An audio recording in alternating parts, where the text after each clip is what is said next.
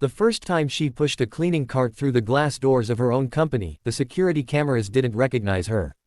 The badge hanging from her neck said, "Temporary staff," not the last name that ruled the building from the top floor. No one knew that the young black woman in worn sneakers and oversized gloves was the daughter of the CEO. No one noticed the quiet fire in her eyes as she lowered her head, took a deep breath, and stepped into a world that would break her heart before it changed everything. Before the story unfolds any further, pause for a moment. If you believe in kindness, second chances, and the power of truth, please like this video, share it with someone who needs hope, leave a comment, and subscribe to the channel. Stories like this matter because they reflect the world we live in, and the world we can still build together. She had volunteered for this mission herself, against her father's advice. The company was successful, powerful, and respected from the outside, but rumors had started creeping in. Complaints about toxic culture, discrimination, and quiet suffering buried beneath polished annual reports. Instead of reading emails or hiring consultants, she wanted to see it with her own eyes. She wanted to feel what the lowest paid workers felt. So she cut her hair short, wore plain clothes, and learned how to blend into invisibility. On her first day, the building felt colder than she remembered. The marble floors echoed with footsteps that never slowed for her, and the elevators closed in her face more times than she could count. As days passed, the weight of the truth settled heavily on her shoulders. She scrubbed bathrooms where people refused to make eye contact with her reflection in the mirror. She emptied trash cans filled with leftovers from meetings where millions were discussed while she struggled to finish her shift without aching feet. She noticed how certain managers spoke sharply only to cleaners and interns, how jokes stopped when she walked by, how her presence seemed to invite impatience instead of respect. It wasn't loud cruelty. It was subtle, constant, and deeply exhausting. The kind that made people doubt their worth one sigh at a time.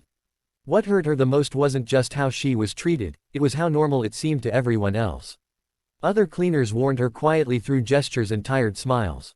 They moved fast, stayed silent, and avoided attention because attention often came with humiliation. She watched a veteran cleaner get blamed for a mess she didn't make. She saw a young immigrant worker lose hours for speaking up about unsafe chemicals. Each night, she went home and cried alone, wondering how a company built by her father's vision had drifted so far from its values. Still, she didn't quit. She showed up earlier than required and stayed later than necessary.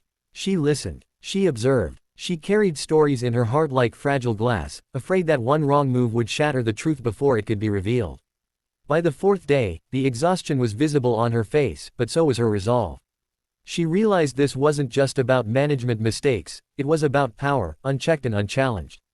It was about people who forgot that leadership meant responsibility, not privilege. On the fifth day, something changed. A small incident, almost invisible, pushed her past the edge. She was assigned to clean a conference room after a late executive meeting. The table was covered with half-empty cups and careless notes. One line caught her eye, written boldly on a discarded page, mocking the idea of employee well-being is a public relations trick. In that moment, the truth became painfully clear. The problem wasn't ignorance, it was indifference. And indifference, she knew, was the most dangerous thing of all. That night, she didn't cry. She prepared. The following morning, the building buzzed with tension. No one knew why an emergency meeting had been called. Executives straightened their jackets. Managers rehearsed confident smiles. And then she walked in, not as a cleaner, but as herself. The room froze. Recognition spread like electricity. Faces drained of color as the realization landed. The young woman they had ignored, disrespected, and underestimated was standing before them with calm authority and unshakable clarity. She didn't raise her voice. She didn't need to. She laid out everything she had seen, patterns of abuse, discrimination, fear, and silence. She spoke of names, dates, and moments that no report could ever capture. The room felt heavy, as if the walls themselves were listening. Consequences followed swiftly. Investigations began immediately. By the end of the day, half the staff, those who had misused power, ignored suffering, and poisoned the culture, were let go. Not out of revenge, but accountability. Yet this story isn't about people being fired. It's about what happened after. Wages were reviewed and raised. Safety policies were rewritten with worker input. Anonymous reporting systems were introduced and protected. Most importantly, the cleaners, interns, and support staff were invited into conversations they had never been allowed to join. For the first time, many felt seen, not as replaceable labor, but as human beings. The daughter didn't return to the executive floor unchanged. Neither did the company. She carried the lessons of those days forever, the sore hands, the quiet pain, the strength of people who kept showing up despite being overlooked. She proved that leadership doesn't begin at the top.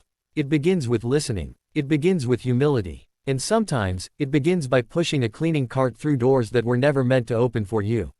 If this story touched your heart, if it made you think about how people are treated when no one important is watching, please take a moment to engage with this video.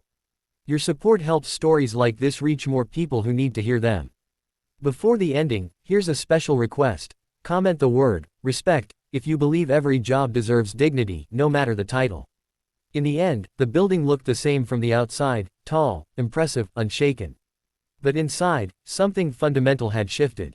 A quiet cleaner had walked in, carrying nothing but courage and truth, and walked out having changed lives. And for those who were finally seen, that change meant everything.